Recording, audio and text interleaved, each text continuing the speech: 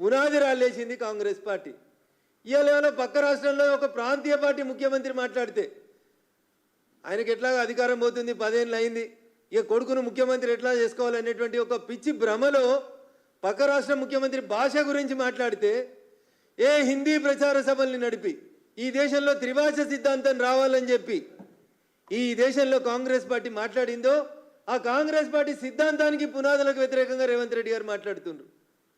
నేను అడుగుతున్నా రేవంత్ రెడ్డి గారిని, అయ్యా మరి ఈ రాష్ట్రంలో 190 మంది ప్రజలకు రాదు ఉర్దూ, ఎందుకు రాస్తున్నారు ఉర్దూ? ఎవరిని అడిగి రాస్తుండ్రు? ఉర్దూను ఎందుకు తెలుగు ప్రజల మీద బలవంతంగా రుద్దుతుండ్రు?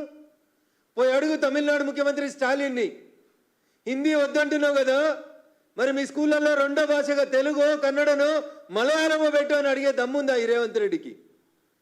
ఎవరి మెప్పు కోసం తెలంగాణలో ప్రతి బోర్డు ఉర్దూలో రాస్తున్నావో చెప్పు. తెలుగు బోర్డు లేని ఆఫీసులు ఉన్నాయి, కానీ ఉర్దూ బోర్డు లేని ఆఫీస్ ఒక్కటి లేదు. ఎవరికి భయపడుతున్నాడు రేవంత్ రెడ్డి గారు? కాంగ్రెస్ పార్టీ ఎవరికి భయపడుతుంది? ఇతర భాషల్ని ప్రజల మీద రుద్దుతే బాగుండదని చెప్తున్న రేవంత్ రెడ్డి మరి ఉర్దూ రుద్దుతలేరా? మా మీడియా మిత్రులకు ఎవరికన్నా ఉర్దూ వస్తుందా? ఏ తెలుగు పేపర్లో పనిచేసే జర్నలిస్ట్ మిత్రుడు అన్న ఉర్దూ మాట్లాడగలుగుతాడా? ఎందుకు మరి హైదరాబాద్లో బోర్డులు అన్నింటి మీద ఉర్దూ రాస్తుండ్రు? ఇది మాట్లాడే కంటే ముందు ఆలోచించుకోవాలి. ఎవరు భాషల్ని బలవంతంగా రుద్దుతుండ్రు, ఎవరు ఎందుకు ఇట్లా మాట్లాడుతూ ఉన్నారు అనేది ఆలోచించుకోవాలి.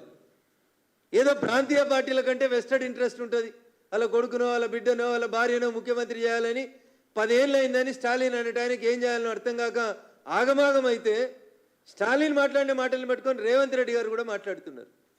ఈ దేశ ప్రధాని, ఈ దేశ హోంమంత్రి గారు చాలా స్పష్టంగా చెప్పిండ్రు, రీఆర్గనైజేషన్ ఆఫ్ కాన్స్టిట్యున్సీస్ అంటూ మొదలైతే దానికి ముందు కొన్ని గైడ్ లైన్స్ వస్తాయి, దానికి ఒక కమిటీ వేస్తారు, ఆ కమిటీలో అన్ని పార్టీలకు సంబంధించినటువంటి వ్యక్తులు సభ్యులుగా ఉంటారు.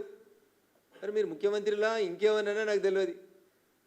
అధికారం కోసం తమిళనాడులో 26లో ఎలక్షన్లు వస్తున్నాయని చెప్పి ఆయన మాట్లాడితే నువ్వు దానికి వంతపాఠం ఏందనేది ఒకసారి ఆలోచించుకోవాలి. ఇంకా దుర్మార్గం రేవంత్ రెడ్డి గారిది ఎంత దిగజారిపోయి వీళ్ళంటే అసెంబ్లీలో అడుగుతాడు ముఖ్యమంత్రి, అగర్ ఓవైసీ సాబ్ పర్మిషన్ దియేతో మై తెలుగు మే బాత్ కర్తే అంటాడు. సిగ్గుండాలే రేవంత్ రెడ్డి నీ భాషలో చెప్పాలంటే. ఈ రాష్ట్ర ప్రజల భాష తెలుగు. ఇక్కడ 198 మందికి తెలుగే వస్తుంది, ఏదో 2% మందికి వస్తుంది కావచ్చు ఉర్దూ. ఇంకా తెలుగుని శాసనసభ నాయకుని అయ్యండి శాసనసభలో మాట్లాడేటందుకు పోనాడు ప్రతిపక్ష నాయకుడు అంటే అది కూడా కాదు. అగర్ ఓవైసీ సబ్ పర్మిషన్ దియేతో మై తెలుగు మే బాత్ కర్తాం. ఏంది ముఖ్యమంత్రికి ఇంకొకరు పర్మిషన్ ఇవ్వాలా? ఇదా నీ పరిపాలన? ఇదా నీ పరిపాలన? దీనికోసమైనా కాంగ్రెస్కి ప్రజలు ఓట్లేసింది. ఈయన త్రిభాషా సిద్ధాంతాన్ని వ్యతిరేకిస్తాం. ఎన్ని భాషలు కావాలి రేవంత్ రెడ్డి గారు నీకు? ఏ భాష సిద్ధాంతాన్ని కట్టుబడింది కాంగ్రెస్ పార్టీ? మీ కాంగ్రెస్ పార్టీ ఢిల్లీలో పార్లమెంట్లో